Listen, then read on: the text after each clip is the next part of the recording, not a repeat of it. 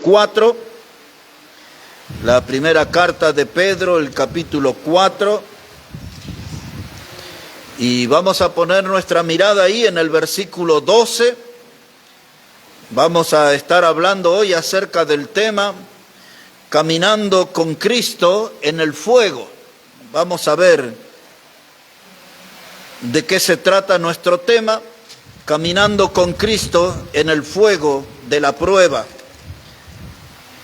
Si ya tiene ahí la palabra, hermanos, dice primera de Pedro 4, verso 12, dice: amado, no os sorprendáis del fuego de prueba que os ha sobrevenido, como si alguna cosa extraña os aconteciese, sino gozaos por cuanto sois participantes de los padecimientos de Cristo, para que también en la revelación de su gloria os gocéis con gran alegría. Si sois vituperados por el nombre de Cristo, sois bienaventurados, porque el glorioso Espíritu de Dios reposa sobre vosotros. Ciertamente de parte de ellos Él es blasfemado, pero por vosotros es glorificado. Entonces allí, hermanos, en el versículo 12, ahí está el título de nuestro mensaje. Nos habla allí, hermano, acerca del fuego de la prueba, caminando con Cristo en el fuego de la prueba. Lo primero que necesitamos aclarar, este no es un fuego, hermano, que destruye, este no es un fuego de juicio, este no es un fuego consumidor. Por el contrario, este fuego de la prueba nos habla a nosotros de un fuego purificador. Nos habla de un fuego, hermano, que la vida, como se somete la plata y el oro del fuego de nuestras pruebas. En la vida llegan todas clases de pruebas. La mayoría de ellas llegan en forma inesperada, el modo que no pensamos, que no imaginamos. A veces las pruebas no vienen de a una, a veces aparecen como lluvia, como tormentas, y de un momento a otro nos encontramos envueltos, atrapados en un remolino de problemas. Y no sabemos cómo empezó y no sabemos cómo pasó. Entonces Pedro dice: no quiero que estén sorprendidos por el fuego de diversas pruebas. No es una sola, son muchas.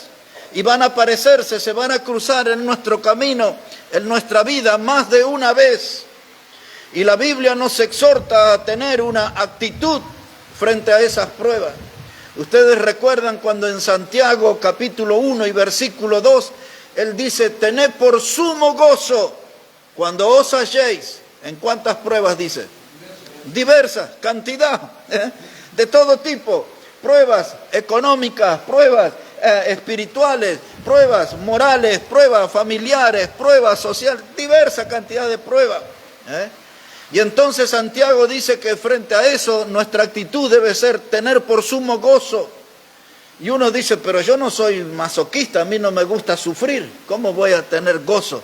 Porque allí en esas pruebas que nos toca pasar hay encerrada una lección para nosotros. En esas pruebas hay una enseñanza que tenemos que descubrirla, que tenemos que aprenderla para poder crecer, para poder caminar con Jesús en medio del fuego de la prueba y para que nuestra fe salga fortalecida, purificada, más valiosa que el oro. Eso es lo que está hablando Pedro. ¿Por qué él habla este mensaje? Porque a los hermanos que él escribió estaban en el exilio, eran expatriados. Estaban lejos de la frontera de su país, estaban en lugares lejanos, quizás un idioma diferente al de ellos, una cultura diferente, una manera de alimentarse, de vestirse diferente. Ellos estaban siendo perseguidos por su fe y él le estaba animando a que en medio de las pruebas aprendan la lección para salir con una fe más fortalecida y más purificada. Ahora Santiago, lo que mencioné, dice: tened por sumo gozo. Y esa palabra es muy curiosa, la palabra tened por sumo gozo, porque esa palabra tened es un término comercial. que se usaba en el mundo de los negocios, y es la palabra que nosotros traducimos en nuestra lengua como evaluar. Tened por sumo gozo, evaluad el gozo, miren el precio, miren el valor que tiene. La prueba nos puede dar una lección que nos va a enriquecer. La prueba nos puede dar a nosotros, hermanos, a la hora de sacar cuenta, una suma en nuestra fe. Padecemos la prueba, sufrimos, nos desorientamos. Cuando estamos en una prueba estamos en tiempos de confusión. No sabemos para dónde ir, no sabemos por dónde disparar, no encontramos la puerta de salida. Y algunas de las pruebas que llegan a nuestra vida son duraderas, no es cuestión de minutos o de horas. A veces se instalan por tanto tiempo que uno sospecha si esa prueba no se va a quedar a convivir toda la vida con nosotros, ¿no? Entonces tengo que tener una buena actitud y enfrentar la prueba con gozo. Jesús nos advirtió, hermanos, con estas palabras: en el mundo tendréis aflicción, dijo él, pero confiad, yo he vencido al mundo. Eso es Evangelio de Juan, ¿no? Capítulo 16, verso 33. En el mundo tendréis aflicción. Ya estamos advertidos, hermano, que esas cosas llegan, que esas cosas pasan en nuestra vida. Las aflicciones, hermano, se nos vuelven un trago amargo, difícil de digerir. Hay pruebas que son así, son como un trago amargo, difícil de digerir. Nos cuesta aceptar por qué pasamos por esas cosas. Y hermanos, cuando miramos en la Biblia, nosotros miramos personas como José, ¿se acuerdan? El menor de los hijos de Jacob, aquel que fue abandonado por sus hermanos en una cisterna y después fue vendido como esclavo. Y después cuando llega a Egipto y consigue trabajo porque lo compra Potifar, que era uno de los generales del faraón. A ese hombre sirvió en toda la casa del faraón, pero su mujer, la mujer de Potifar, mintió y lo acusó de un intento de violación, y José terminó en la cárcel. Y era el hombre más bueno y era el hombre más puro, y las pruebas fueron difíciles, y allí en la cárcel conoció al jefe de los coperos y conoció al jefe de los panaderos, y luego como él les reveló unos sueños, luego en un tiempo de dificultad el faraón necesitaba una revelación y lo buscaron a José en la cárcel, y José comenzó a escalar posiciones hasta que llegó a ser el segundo hombre después del faraón, fue el hombre más poderoso. Y cuando usted llega al final de la historia de José, el hombre que vivió de pruebas en pruebas, llega a Génesis capítulo 50 y versículo 20, y él le dice a sus hermanos: ustedes obraron conmigo para mal, pero Dios lo guió a bien todo lo que me pasó. ¿Qué es lo que estaba diciendo él? Que pasó por el fuego de la prueba, pero aprendió la lección. Todo lo que el pobre José sufrió, todo Dios lo guió para bien. Pero cómo nos cuesta aprender eso, y cómo nos cuesta entender, cómo nos cuesta aceptar. Y hasta a veces con los dientes apretados miramos al cielo y le decimos a Dios: ¿por qué a mí? ¿Por qué a mí? Pero dice que el Señor Jesús camina con nosotros en el fuego de la prueba. No nos tiene que tomar por sorpresa. Y ya conocemos bien la historia de Job. Yo me anoté aquí un texto de Job que dice así. Dice: como las chispas se levantan para volar por el aire, así el hombre nace para la aflicción. Otra vez, esto lo dijo un amigo de Job, pero dice: como las chispas se levantan para volar por el aire, así el hombre nace para la aflicción. Eso es Job 5, verso 7. Ahora, ninguna prueba, hermano, y puede poner entre paréntesis, ninguna desgracia viene por casualidad. Ninguna de esas cosas llegan a nuestra vida por casualidad. Todas ellas traen un mensaje, todas ellas tienen un propósito de Dios. Por eso dice Santiago: no sufran, no se atormenten, tengan por sumo gozo cuando se encuentren en el medio de las pruebas, porque esa es la etapa donde Dios trabaja en nuestra vida, donde nosotros reflexionamos, repasamos nuestra vida. Dios, ¿qué pasó? Estoy aquí en un pecado oculto. Dios, ¿qué pasó? Me he olvidado de ti, te he abandonado. A veces nos lamentamos y decimos: estas clases de pruebas me vienen porque me olvidé de Dios, porque no me ocupé de Dios, porque le di la espalda a Dios, porque viví como quise. Pero sea como sea, en el medio de la prueba, ahora sí pienso en Dios. Y ahí empiezo a aprender la lección. Y ahí empiezo a mirarme en el espejo en mi vida y a descubrir las fallas. Como cuando me miro y me noto despeinado. Los varones nos miramos y dicen, ¿cuántos días que no me afeito? Nos miramos con preocupación, esta arruguita no estaba la semana pasada. Estas canas no figuraban en el mapa de mi cabellera. Cuando nos miramos en el espejo descubrimos un montón de cosas. Así es en nuestra vida espiritual. Cuando estamos en el medio de las pruebas entramos a mirar con más atención qué cosas hemos hecho. Y empezamos a ver cuánto le hemos fallado a Dios, cuántas decisiones equivocadas hemos tomado. Y ahora no puedo yo lastimarme, tengo que tomar por sumo gozo. Estoy en diversas pruebas, hay una lección para mí. Voy a escarbar en las pruebas. ¿Cuál es la lección? ¿Por qué? Porque si aprendo la lección, mi fe va a ser más valiosa que el oro. Si aprendo la lección, voy a aprender a conocer a Dios mejor todavía. Porque antes lo tenía Dios a la distancia, como decía Job, de oídas te había oído, pero ahora mis ojos te ven. Cuando Job vio que Dios lo sacó de la prueba, dice, pero ahora mis ojos te ven. A veces somos religiosos, miramos la Biblia un poquito, venimos a la iglesia a algunas reuniones, hablamos alguito de Dios por ahí, hacemos un comentario de Dios, pero somos como Job, de oídas, todo de oídas te había oído. Pero cuando estamos en la prueba, ahí sí lo podemos ver a Dios como el poderoso gigante que hablaba Jeremías. Porque Jeremías lo vio a Dios como poderoso gigante en medio de la prueba. Fue allí en el capítulo 20 de su libro, verso 7 en adelante, él propuso en el corazón, dice, no voy a predicar más en el nombre de Dios. Estaba enojadísimo con Dios. ¡Wow! Dice, no voy a predicar más en tu nombre.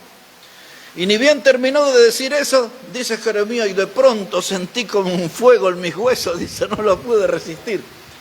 Era Dios que le estaba mostrando el propósito, y continúa ahí, 20:11 de Jeremías, y dice, y lo vi a Dios como poderoso gigante. A veces Dios, hermano, nos mete en diferentes pruebas para que lo veamos tal cual Él es. Muchos cristianos tienen un Dios de llavero, Ayer me mandaron un llavero de regalo precioso desde el Uruguay. Hermoso el llavero. Y algunos tienen un Dios como el llavero. Lo tienen ahí, cuelga, anda por ahí. Llega a la casa, agarra el llavero, lo mira, usa la llave. Otros tienen un Dios de mesita de luz. Ahí en la mesita de luz dejamos los remedios, el celular, cosas pequeñitas. Y algunos tienen un Dios así, pequeñito, de mesita de luz. Otros tienen un Dios de botiquín. Generalmente detrás del espejo del baño ahí hay un botiquín, una cajita ahí. Hay un par de aspirina, una gasa, un algodón, un hisopo, no sé qué ponen ahí. Y algunos tienen un Dios de botiquín, algo chiquito. Pero Dios es grande, es poderoso, gigante, dice la Biblia. ¿Y dónde lo veo? ¿Y dónde lo encuentro? Cuando estoy en diversas pruebas. Cuando estoy en diversas pruebas, porque todo me supera. No sé qué hacer, estoy confundido, estoy en prueba. Y entonces no me queda otra, tengo que buscar a Dios. Lo tengo que buscar a Él. Y entonces Dios dice, ahora siéntate, porque vas a aprender la gran lección. Y tu fe saldrá más purificada y más valiosa que el oro mismo. Hermanos, decía allí la palabra de Dios en 1 de Corintios capítulo 10. Quiero que mire ese pasaje ahí un poquito, por favor. 1 de Corintios capítulo 10. Versículos 12 y 13, 1 de Corintios, el capítulo 10 y los versículos 12 y 13. Mire cómo dice la palabra de Dios. 1 de Corintios 10 y los versículos 12 y 13.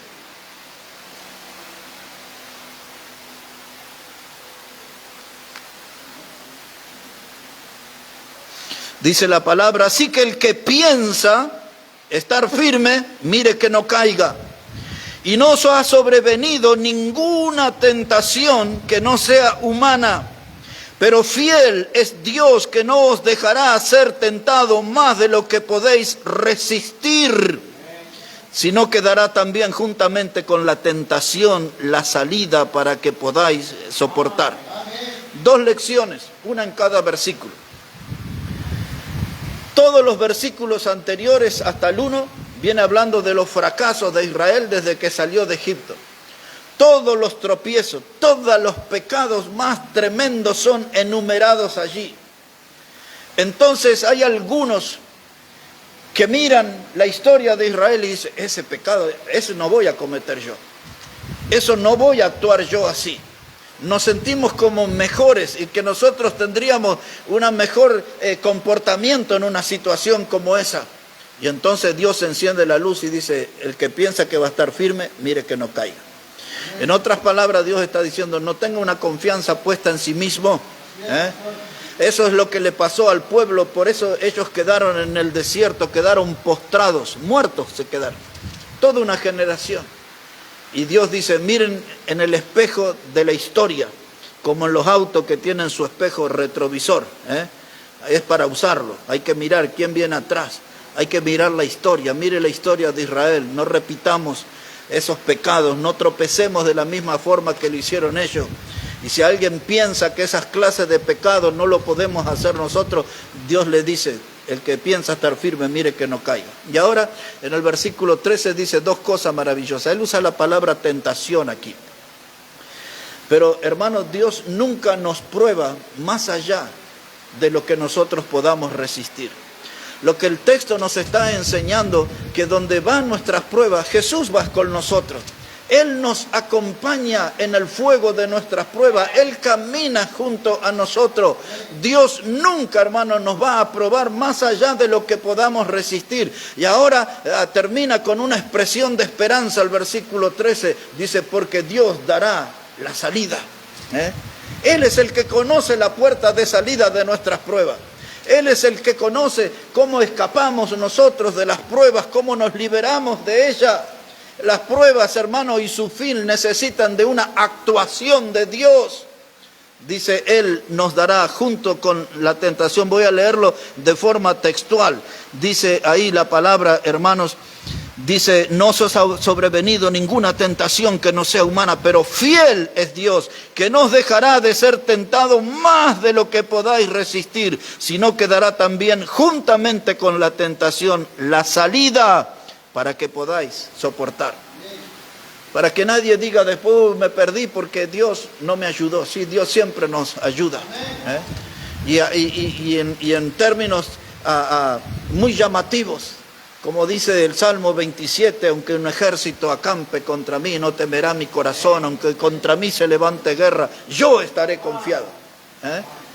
Hermanos, Dios siempre nos da la salida. Ahora hay una palabra que decía Pedro en los textos que leímos, dice, si nosotros somos vituperados por causa del nombre de Cristo, dice, y la gente nos mira a modo de malhechor, la gente nos mira, hermano, que estamos en las pruebas, que la vida se nos complicó y dice, este debe ser un sinvergüenza, un delincuente, y hablan así de nosotros. Y entonces Pedro dice, vamos a ser vituperados, dice, como al modo de malhechor. La gente nos va a tratar como delincuente. Alguno hasta se le escapará y dirá, ese dolor que está pasando en su vida lo merece por mala persona. Ni saben por qué estamos pasando por eso. Ni saben que hay una lección de Dios en medio de los problemas que nos azotan. Pero la palabra vituperados habla de una humillación. La palabra vituperado habla de una deshonra.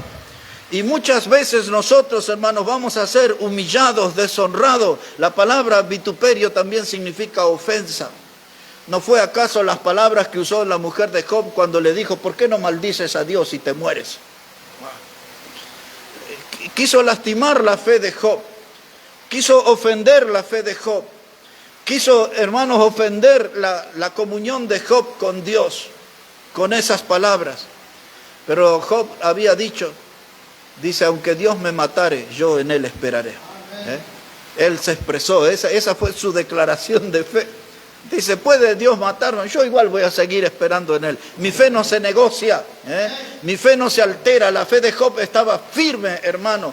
Y ese hombre sí que pasó duras pruebas. Ninguno de nosotros pasó prueba al estilo de Job o al nivel de Job. Dice, cuando seáis vituperados, humillados, deshonrados. Y un día el hombre le dice a la esposa, quizás un hombre incrédulo, le dice a su esposa creyente, desde este domingo, querida, no va más a la iglesia.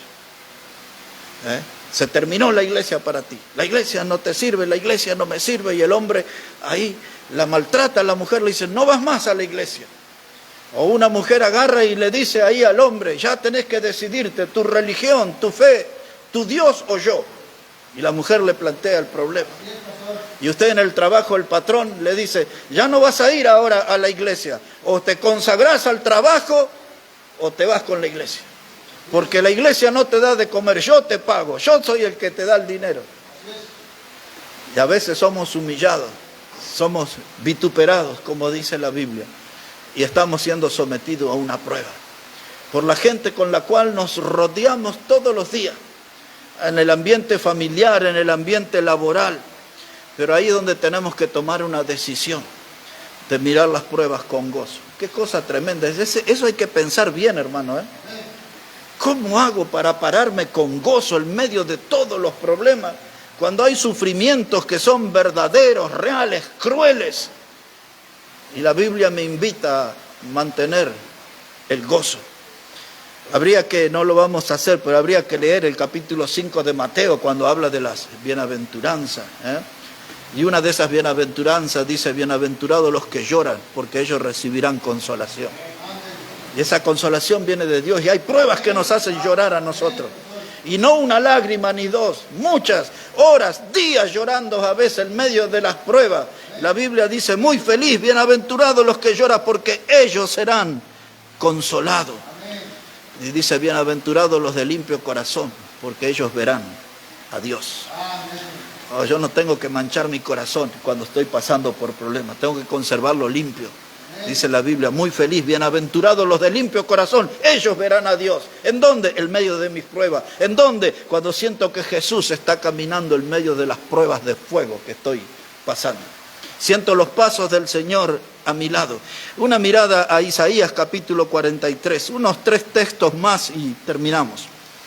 Habría mucho más, pero dice ahí, hermanos, la palabra de Dios. Ese es un texto que le voy a dar. Si usted no lo conoce, sería muy interesante que pudiera guardarlo en algún lugar donde lo pueda ver seguido. Isaías, el capítulo 43, versículo 2. Isaías, el capítulo 43 y el versículo 2. Pues así dice la palabra del Señor. Dice, cuando pues por las aguas yo estaré contigo. Eso dice Dios, ¿eh? Cuando pases por las aguas, yo estaré contigo. Y si por los ríos, no te anegarán, ¿eh? No te vas a quedar ahí con los inundados. Cuando pases por el fuego, no te quemarás, ni la llama arderá en ti. ¿Por qué no arde esa llama en mí? Porque ese fuego purificador. Es un fuego de Dios para purificarnos, para hacernos mejores cristianos. No es un fuego que nos consume, que nos vuelve ceniza. Es un fuego que nos purifica. Dice aquí Isaías, hermano, en ese versículo 2, dice, cuando pases por el fuego no te quemarás, ni la llama arderá en ti. ¿Quién puede dar testimonio de eso, de pasar por el fuego y no quemarse? Aquellos 3 muchachos en Babilonia, ¿no? Vamos a leer eso para recordar y después un texto más y terminamos. Vamos a leer para recordar, refrescar nuestra memoria de esos muchachos en Babilonia que pasaron por el fuego y vieron cumplir aquí esta promesa de Dios en su vida. El libro de Daniel, capítulo 3, versículo 14. Daniel, el capítulo 3, verso 14. Y vamos a leer poniendo atención, no voy a explicar todos los pasajes, ya lo he hecho alguna vez, lo volveré a hacer más adelante si Dios lo permite, pero hoy solamente lo vamos a leer y dejar que la Biblia nos hable directamente al corazón, esta historia de fe, cómo la fe de esos muchachos salió fortalecida después de haber pasado por el horno de fuego y la razón por que ellos aprendieron a caminar con Jesús en el fuego, ya lo va a ver a eso. Daniel entonces, capítulo 3, verso 14, porque había allí un decreto, un edicto, un documento, que cuando todos sintieran el sonido de ciertos instrumentos tenían que arrodillarse donde estaban y honrar una estatua que habían levantado. Y estos muchachos se negaron a eso. Y ahí viene la historia, verso 14. Nabucodonosor, que era el rey, él habló y les dijo, A estos tres muchachos que le habían cambiado el nombre, ahora le habían puesto Sadrac, Mesach y Abednego. Esos no eran los nombres reales, fueron nombres que le pusieron los caldeos. Dice que vosotros no honráis a mi Dios ni adoráis la estatua de oro que he levantado. Ahora pues estáis dispuestos para que el oír el son de la bocina, la flauta, del tamboril, del arpa, del salterio y de la zampoña y de todo instrumento de música, y os postréis y adoréis la estatua que he hecho, porque si no la adorareis, en la misma hora seréis echados en medio de un horno de fuego ardiendo. ¿Y qué Dios será aquel que os libre de mis manos? Sadrac, Mesach y Abednego respondieron al rey Nabucodonosor diciendo: no es necesario que te respondamos sobre este asunto. He aquí nuestro Dios, a quien servimos, puede librarnos del horno de fuego ardiendo, y de tu mano, oh rey, nos librará. Y si no, sepas, oh rey, que no serviremos a tus dioses, ni tampoco adoraremos la estatua que has levantado.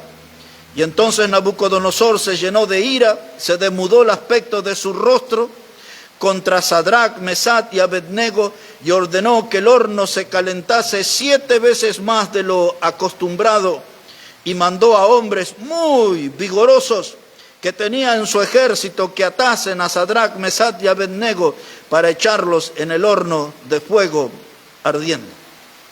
3 muchachos jóvenes, andaban por los 20 años, muchachos llenos de fe, con convicciones profundas en la palabra de Dios, conocedores de los mandamientos.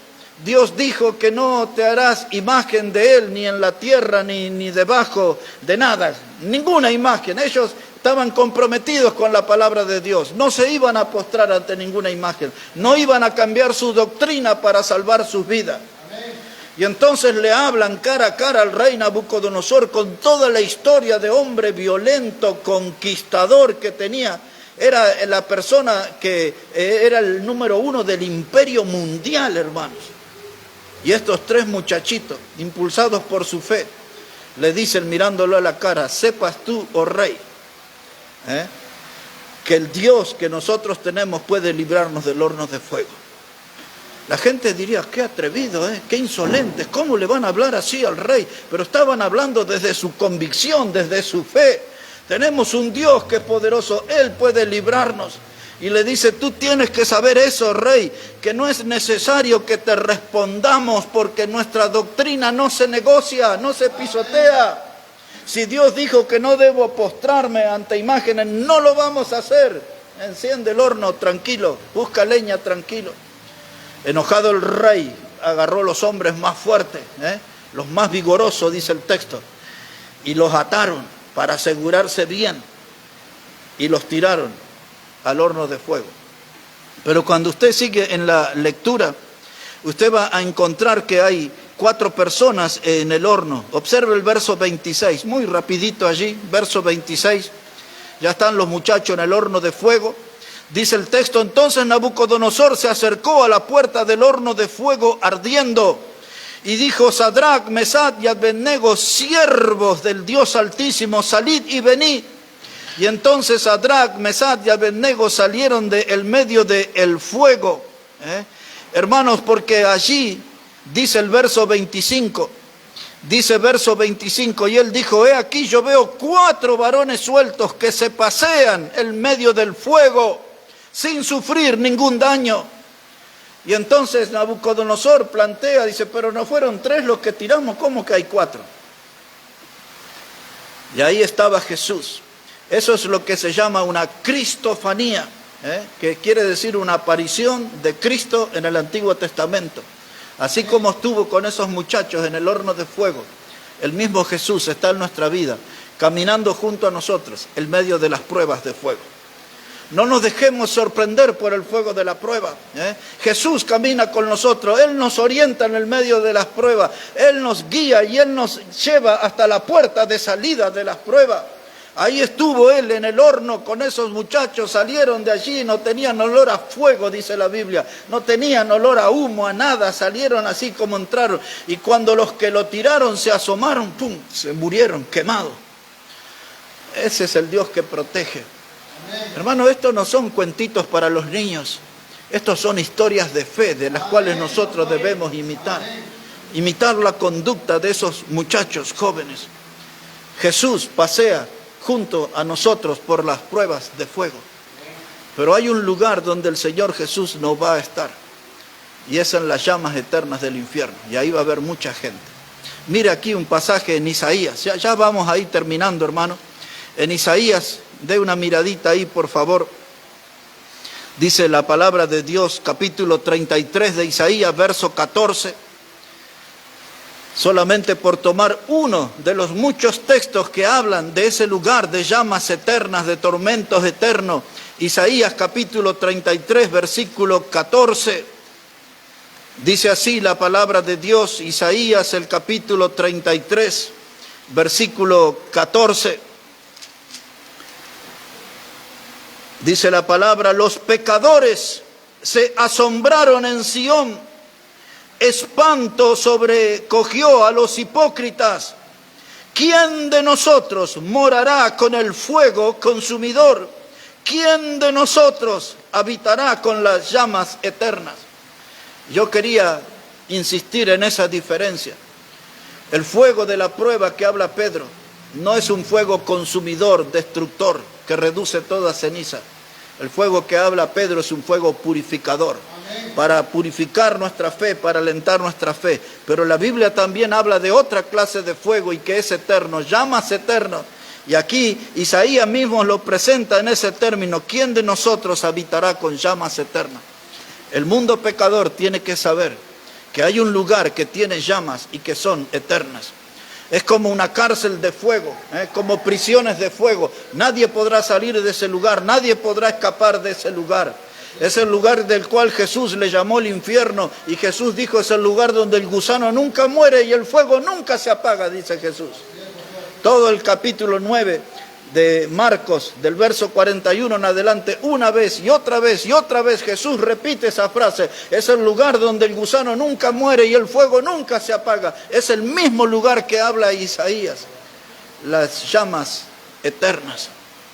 Así que el fuego de nuestras pruebas, aprovechémoslo para aprender lecciones de Dios. No van a ser sin sufrimiento. La Biblia dice en el libro de Hechos que después de muchas tribulaciones entraremos en el reino de Dios.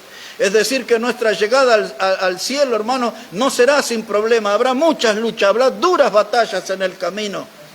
Pero Jesús camina con nosotros en el fuego de la prueba. Pero aquí en estas llamas eternas, esta es una alerta para los pecadores no arrepentidos, para los que no conocen a Cristo. Porque estas llamas son diferentes, estas llamas son de tormento, estas llamas son de sufrimiento. El rico en el Evangelio de Lucas 16, del verso 19 al 31, explicó en detalle cómo era ese lugar, y él en su propia carne estaba padeciendo el tormento de esas llamas. Lugar de tormento, el lugar de la separación eterna de Dios. Frente a ese lugar, dice la carta de Judas, en el versículo 23, dice la Biblia, dice: de algunos tened misericordia, y dice: y rescatadlo del fuego. Una vez que se caigan en la llama del infierno no vamos a poder rescatar a nadie. Pero ya hay mucha gente a nuestro alrededor sintiendo el calor de las llamas del infierno. A eso tenemos que rescatarlo, que no se caigan. Porque si caen en las prisiones eternas ya nadie podrá hacer nada por ellos. Por eso esa es la voz para nosotros, para anunciar el mensaje del Evangelio, y que nadie vaya a esas llamas eternas. El fuego de la prueba, hermanos, debe fortalecernos, debe enriquecernos, debe purificar nuestra fe. No nos estemos allí quejando con Dios en las pruebas, sino más bien busquémoslos a Dios y aprendamos la lección, y podemos también nosotros andar en esa senda victoriosa que anduvo José, que anduvo Job, de los que hemos mencionado en esta noche. Vamos a orar al Señor. Padre, gracias te damos en esta hora por tu palabra. Gracias por cada alma aquí en este lugar. Y oramos, Padre, para que tu palabra nos ayude y nos fortalezca, Y seguramente algunos de nosotros estamos pasando por una u otra clase de prueba, quizás diversas pruebas, como dice tu palabra, y necesitamos de tu ayuda, de sentir tu mano, de sentir la presencia, los pasos del Señor Jesús, mientras vamos caminando en las llamas de fuego, de prueba sobre nuestra vida. Y oramos, Padre, para que tú derrames misericordia sobre aquellos pecadores que aún no te reconocen como el Salvador, para que ellos no lleguen a las otras llamas, al fuego consumidor, al tormento eterno, y que nosotros podamos hacer un trabajo de predicación para alertar, para advertir y para guiar al pecador a un encuentro con Cristo, y que Él sea el Salvador de su vida. Bendice tu palabra, Dios.